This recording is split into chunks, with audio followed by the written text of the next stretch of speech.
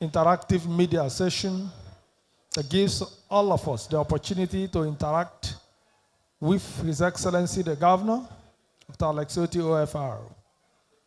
Once again, you are welcome. At this point in time, we are expected to settle down. Ensure that your phones are on silent mode. Please, your phones should be on silent mode. We wouldn't like to experience a situation where your phones will start ringing out while the session is going on.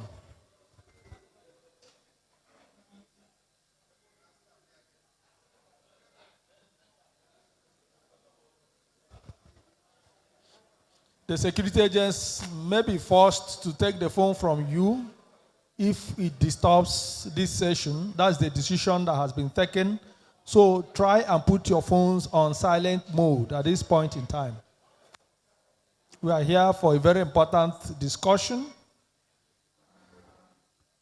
so that every of us will enjoy this edition once again as usual. Welcome to this edition of Governor Alex Otti Speaks to Abians.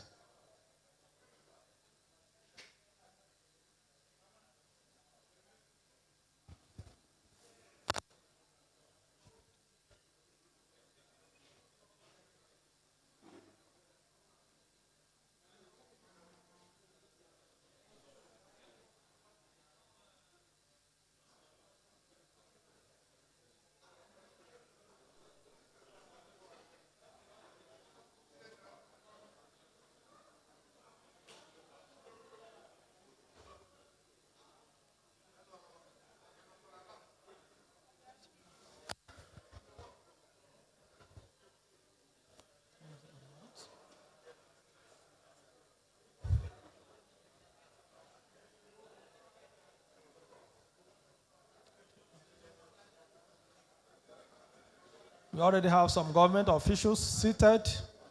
The Honorable Commissioner for Works, Engineer Don Otunchereoti, you're welcome.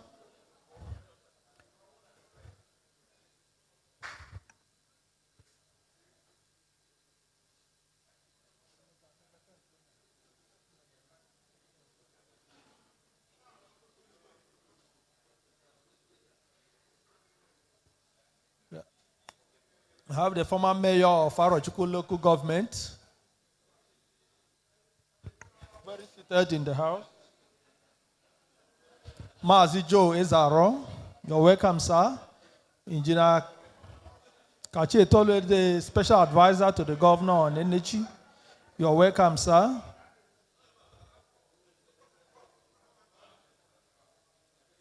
We have our honorable chairman of ASUBEP. You are welcome. The special advisor to the governor on land, you are welcome, sir. The senior special assistant to the governor, Dr. Eberos Okwa, you are welcome, sir.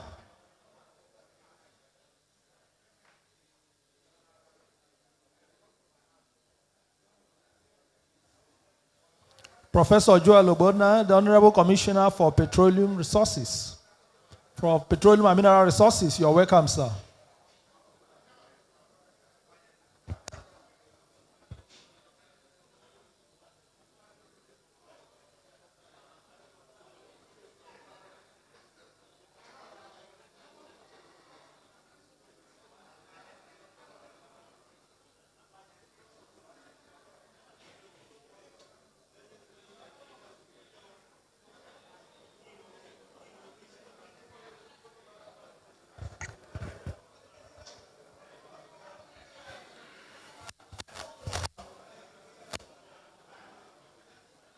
We also have,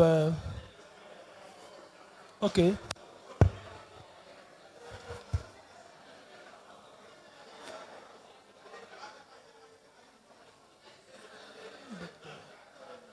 We also have Dr. Mbaidika, the CMD, Government House Clinic. You're welcome, sir.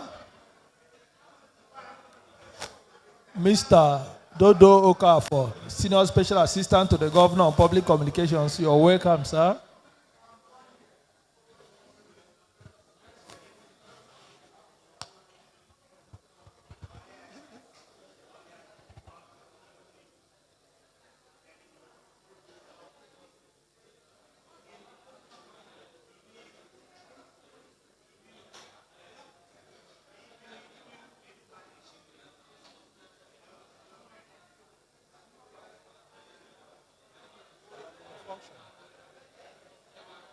Hello? Yeah, I'm in a function. Hello? Yeah. Yeah.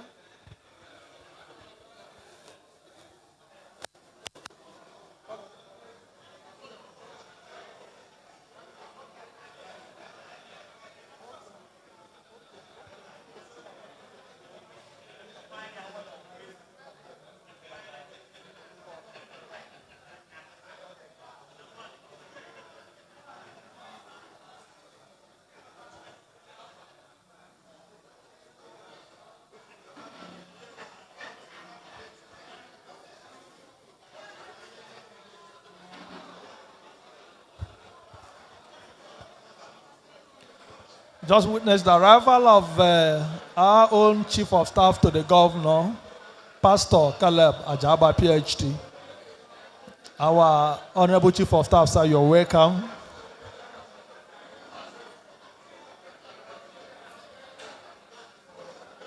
Mr. Kensler Agomo, the GM UCDA, you're welcome, sir.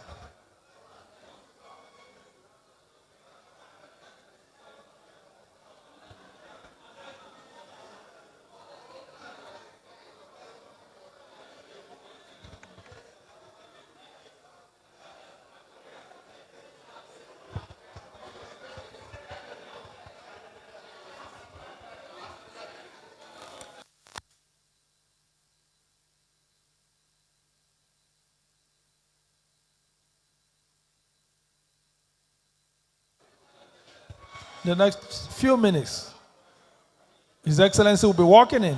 He's here. Please, please, please, those standing should find seats and make themselves available, comfortable, please. In the next few minutes, His Excellency will be walking in, and we wouldn't like to see a rowdy situation here while he's coming in. Ladies and gentlemen, you're welcome to this edition of the monthly media chat. Governor Alex Otti Speaks to Abians. This is an interactive session that gives all of us the opportunity to interact with our governor, to take feedbacks, to make inputs, to give suggestions, to listen to the giant strides being made in the states directly from the governor. This was a promise that governor made, that he would make himself available at all times to interact with you.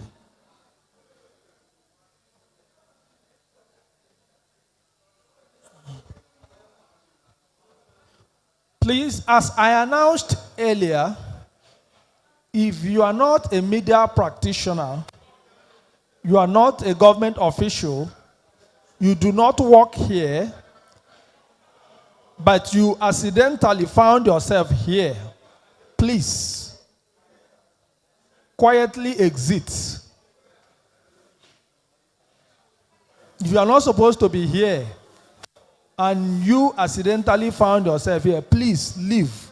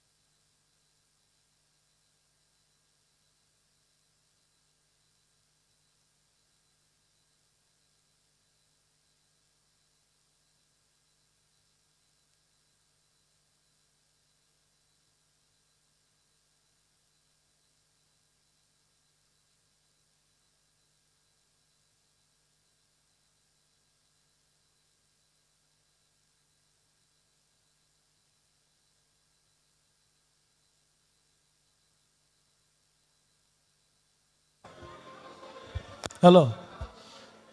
Please, madam, go and sit down. Please.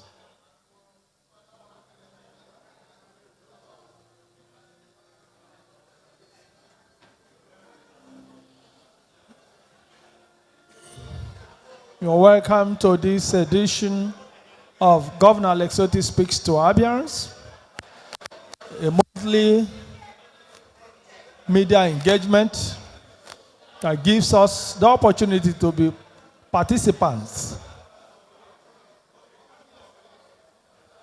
in what can be described as practical democracy. You have the opportunity to listen to the governor directly. The governor has the platform and the opportunity to take feedbacks from you. There is no better way of ensuring good governance than listening to the people, taking feedbacks from them, listening to views, to suggestions, to inputs, to contributions. And of course, His Excellency is always available and willing and capable of responding to every question from you that borders on governance in Abia State. This was a promise he made that he will create a platform to interact with the people directly. And that's exactly what he has been doing since he assumed office.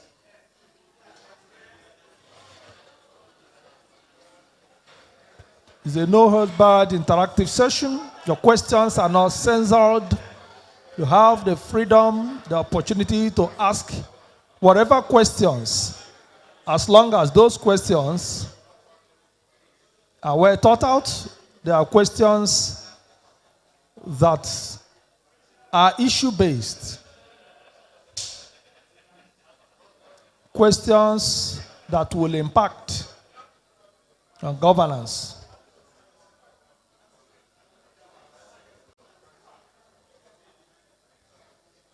The governor is committed to rewriting our checkered history as a people. He's committed to developing our state. He's poised to touching every nook and cranny of Abia and ensuring that development is seen and felt by our people. That is what good governance is. Our governor is driving good governance to the doorsteps of Ndabia. Our people are excited. Abia has become a positive reference point. Abia has ceased to be a state for jokes. And our people are proud. Their shoulders are high because the governor is representing them very effectively and positively.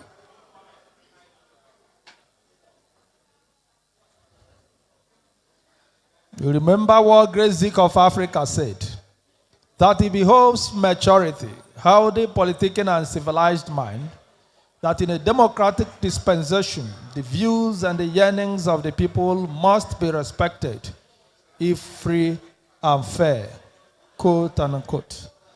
Our governor continues to listen to the views of the people because on March 18, 2023, the people spoke and spoke so loudly, and their views were listened to by the electoral umpires. And he was unanimously elected and returned as the governor of Abia State. And he has continued to do that, for which our people elected him. He's wiping the tears of Ndabia, and he's doing it with courage, with commitment, with dedication, with tenacity, and with sincerity. Ladies and gentlemen, this is the best time to be an Abian.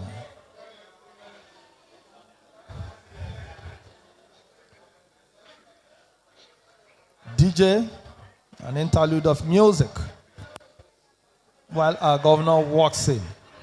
Thank you.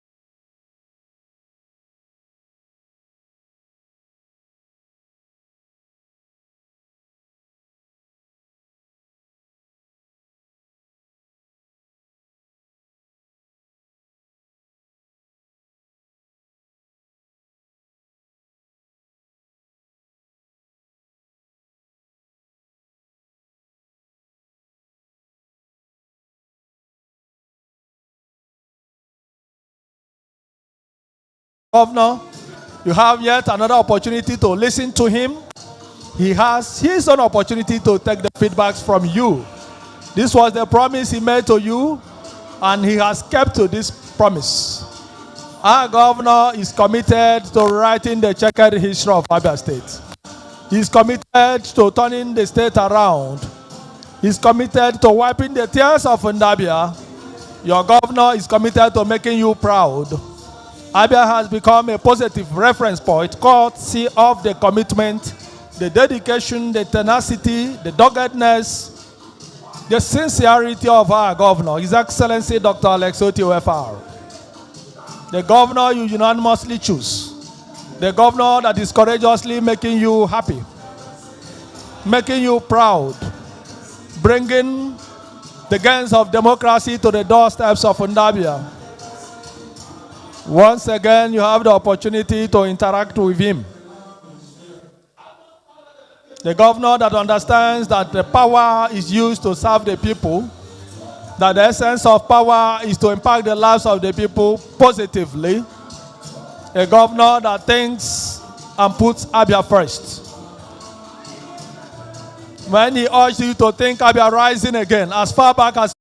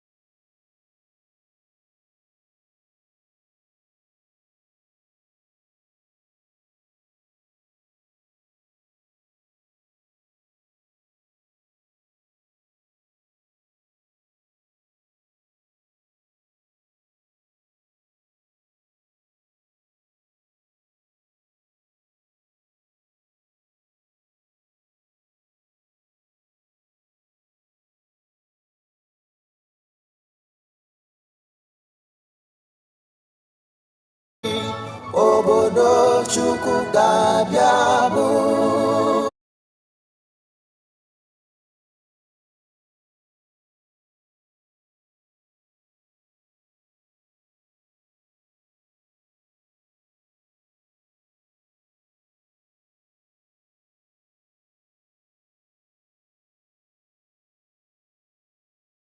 Ugobere igwe bụ ike Chukwu. Thank you, ladies and gentlemen. Once again, you are welcome to this edition of Governor Alex Otti Speaks to Abians. Before I hand the microphones over to Victor Bassi and Chinezerema Bakuru to moderate tonight, I would like to yield the floor for His Excellency for his opening remarks. Thank you.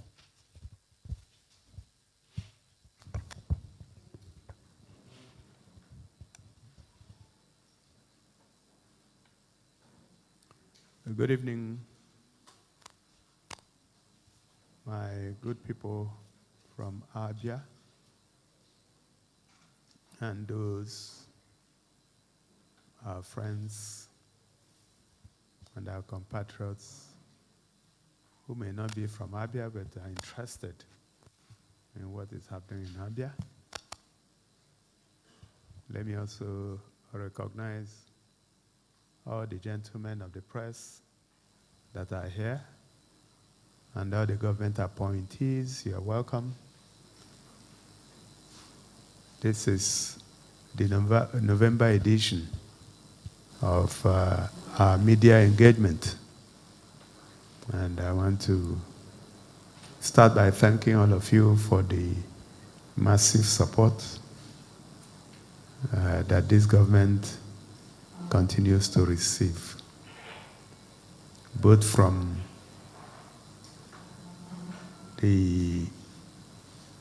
those who like what we are doing and those who don't like what we are doing. Somehow, some of them who are bitter in one way or the other express themselves, and that is the beauty of democracy. And we welcome criticisms, particularly when they are constructive. But we also frown at lies. And unfortunately, the so-called opposition in the state has perfected telling lies, some of them to their own shame and embarrassment, because our people are not blind. And there is a saying that you can tell a blind man that there is no oil in the soup, but definitely not about salt, because you can taste it. So I want to encourage the majority who like what we're doing, who want the progress of the state not to be deterred by the very infinitesimal, tiny minority who either want to be recognized or who want to constitute some nuisance, or those who are planning for something and they want to draw attention. But we cannot say that we've got everything right. Rome was not built in a day. The journey of 1,000 miles starts with one step. To the best of my records, I think we've just done about 2 years and 6 months by tomorrow. And we still have the mandate of the people for another 1 year and 6 months. And if it pleases God, that mandate will be renewed, of course, by the powers of our people. And when I say our people, the well-meaning people who are in the majority. So, like always, I will start with giving you a summary of some of the things that we've done in the last 1 month. We continue to pay attention to governance, and governance is key. We continue with our infrastructural revolution, and you will see that all what we are doing have started yielding positive fruits. If you follow the media in the last 1 month, you will see that Abia continues to receive positive ratings and very positive reviews. And these are from independent agencies. You may have noticed that a few days ago, Abia emerged as the most prepared state out of the 36 states plus Abuja, the FCT, to deal with medical emergencies with a rating of over 26%. And that is by the SBM intelligence. And they considered a lot of things, including Human Development Index, budget for health, and average spend per person in the state. So, and it's a rating that supports all the things we are doing in the health sector. We also received a rating from Cable Index within the period as the best state in terms of cost of intra-city transport. While a trip will cost about 542 naira in Abia, the state that came first or came last, depending on how you read it, the cost was 1,399, almost 1,400. So you can see that the difference is between daylight and night. And like I said elsewhere, it's still early days because our transport revolution is just being rolled out, like you may have noticed. And like we said, before the end of the year, our electric buses that have started arriving in the state will be put on the road, and that will further crash the cost of transportation in the state.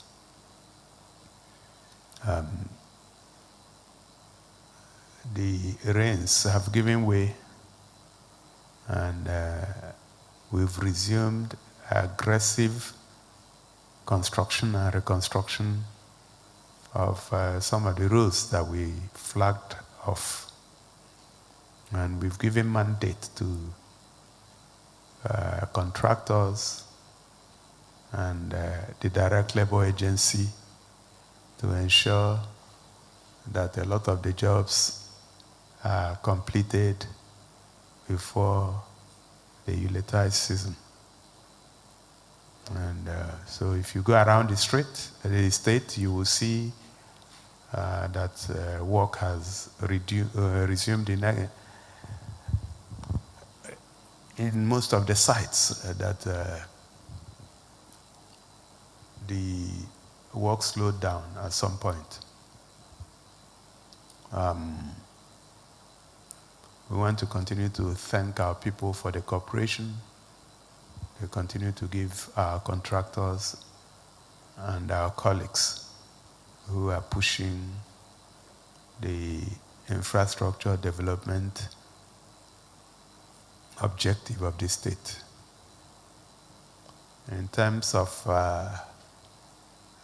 lands, we had rolled out 2 years ago the C of O in 30-day policy. And I think as of yesterday, we have issued about 3,562 certificates of occupancy in the 2.5 years. And statistics show that there are some states that have not been able to issue that number in 8 years and beyond. The whole idea is to unlock value that were hitherto locked by the difficulty in issuing certificates of occupancy. We have automated the process, and as soon as it gets to me, it's easy to sign and send it back. That's what technology can do. And we continue to automate all the processes. We have also intensified efforts to ensure that those who are owing the government pay up what they are owing. And as a government that does not discriminate, we do not look at faces, we just look at the numbers. So, and that is why anyone who is owing would get visited by the Harmonized Task Force, having followed process, including going to court to get a court order. As a rule, we do not move in without issuing demand notices and also getting a court order. Once in a while, we can intervene, but even when we intervene, the culprit must pay. We have had to intervene in a few cases because we are also a government with a human face. It is not our objective to have our people suffer. But then we also know, just as much as you know, that government cannot do all the things it is doing without receiving adequate compensation. So it is important that I state that. In terms of education, we continue to push the frontiers, renovating schools, fencing them, and also trying to modernize curricula.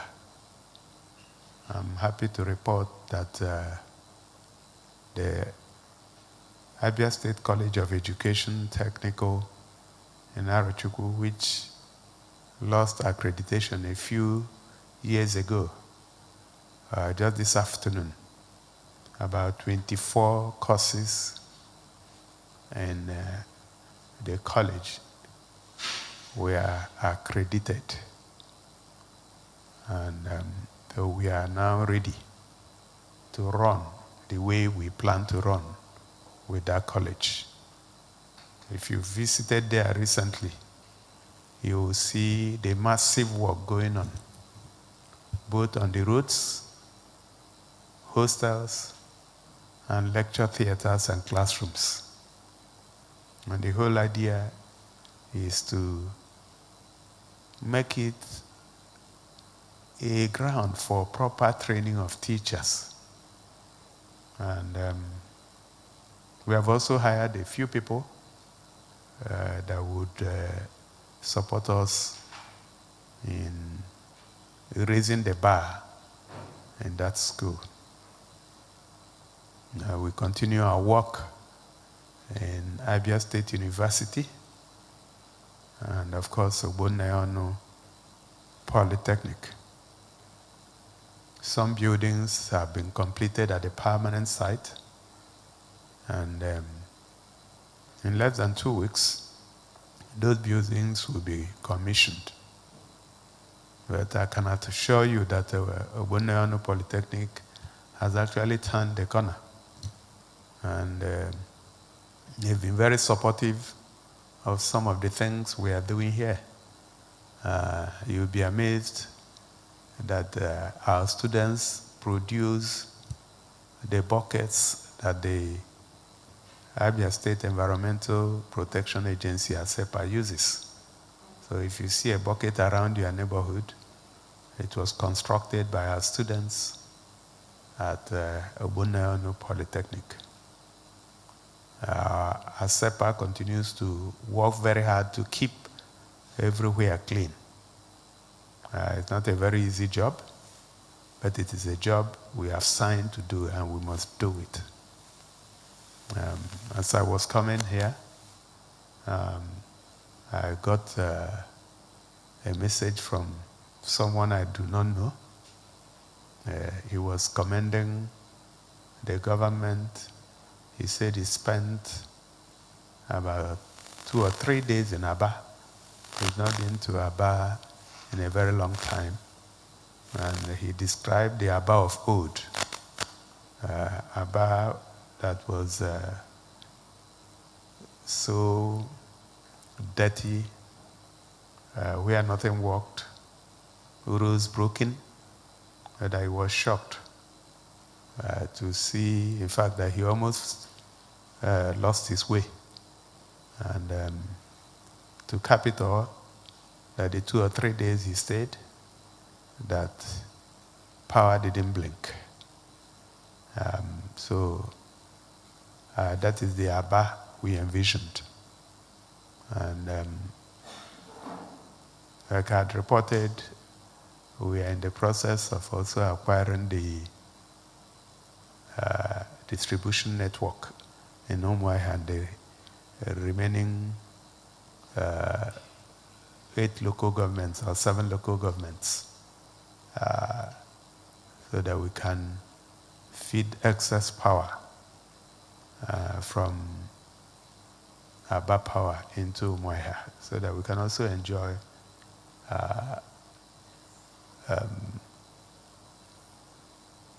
uninterruptible power supply in the rest of the state.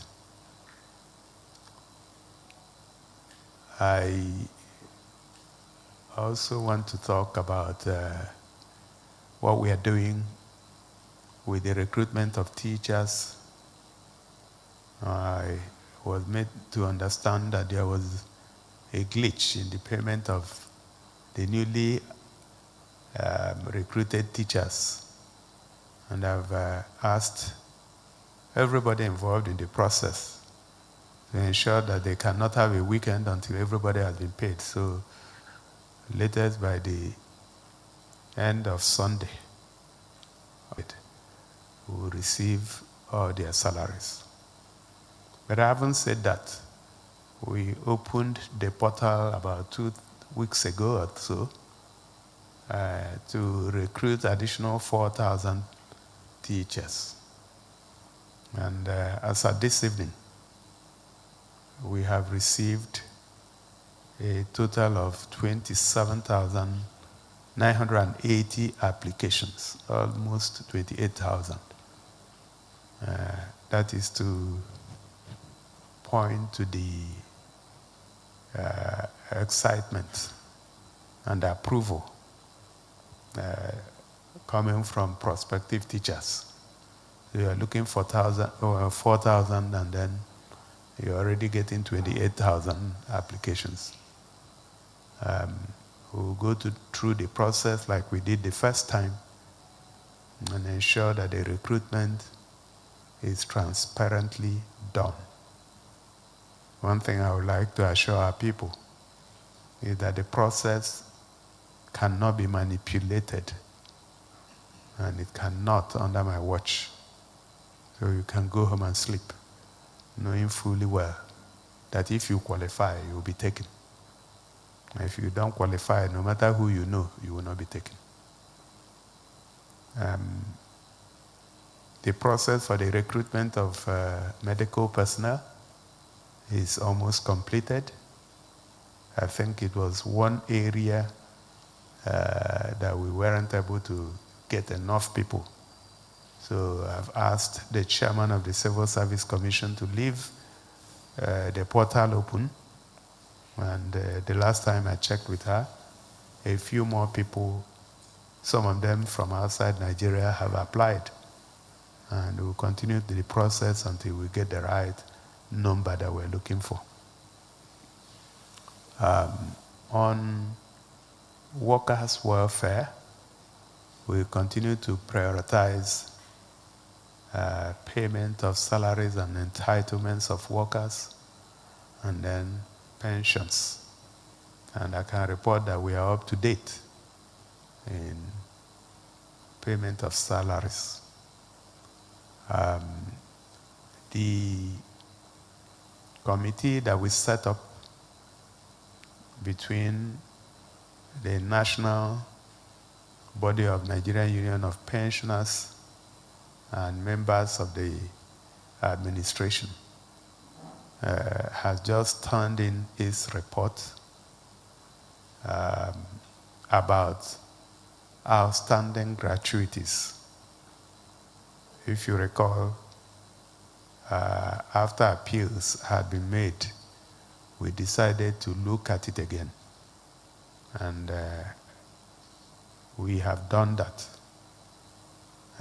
It is disheartening that pensions had remained outstanding since 2001. The total verified outstanding pensions is in excess of 60 billion naira. That's a large number. So we are going to take a decision very soon. Assets, if it is liability, you pick all of them. So we are unafraid to work out a solution in spite of who incurred the debt. So one thing I'd like to assure the pensioners is that their gratuity will be paid gradually. And since we have said so, you may also have followed our decision to also support youth corps members who are posted to the state. I was surprised to find out that the extra pay they receive is 4,000 naira, and it has been so since 27 years ago. And that's why we took the bold decision to improve that extra pay from 20 to 50,000 naira, depending on where you are posted. We're also spending quite some money in fixing the camp at Bende. Internal roads, street lights, water, and just making the place a bit habitable, more habitable for youth corps members who are posted to the state. I played host to the zonal commandant of the Nigerian Correctional Service in the last 1 week. And on that, we also, even though it's a federal agency, but we consider that the agency is here and our people are the ones who, one way or the other, will be affected. So we decided to protect the entire place by erecting perimeter fencing. We are building a one-story holding center to decongest the cells or the prison, as the case may be. And like I said, the idea is not to have more people in there, but to ensure that those who one way or the other get in there don't become hardened criminals. It's called a correctional center. So we expect that when people find their way there, by the time they come out, they would have been reformed. I had also announced that unfortunately in the last 2 years, I had made attempts to grant pardon using the prerogative of mercy to release minor offenders, and we couldn't find any. All the 1,900 plus inmates are people who have committed serious offenses. I had asked on BCA 88.1 FM, Flow 94.9 FM, Family Love 99.9 FM, Enyimba 93.5 FM. And also at Vision Africa 104.1 FM, Enyimba 94.3 FM, Real FM 99.1 FM, Sun FM 91.3 Iberia. Magic 102.9 FM, Sun FM 91.9 Aba, Zik FM 96.3, Spain 95.3 FM, Rapid 96.5 FM. And also on Paysata 103.5 FM, Bounce 89.7 FM, Masters 105.9 FM, Dan 103.7 FM, and Skills 87.7 FM. So now we take the questions, and we'd like to begin with us from the online media. If you're here, please. Your Excellency, there is a disturbing development in Iguano local government in particular. About 12 professional nurses were omitted in the salary structure. Your Excellency, of a particular concern is the issue where a professionally trained nurse in level 17 is paid a salary as a cemetery worker. Your Excellency, these people came to our office. They said that they are sure that you are not aware. They have written letters. Your Excellency, it was also impressive to know that I have copies of communication from the mayor of Iguano, copies of communication from the executive secretary of the Abia State Primary Health Center, and that of... Make your question as brief as possible, and we are entitled to... If your question is long, we will have no alternative than to cut it short.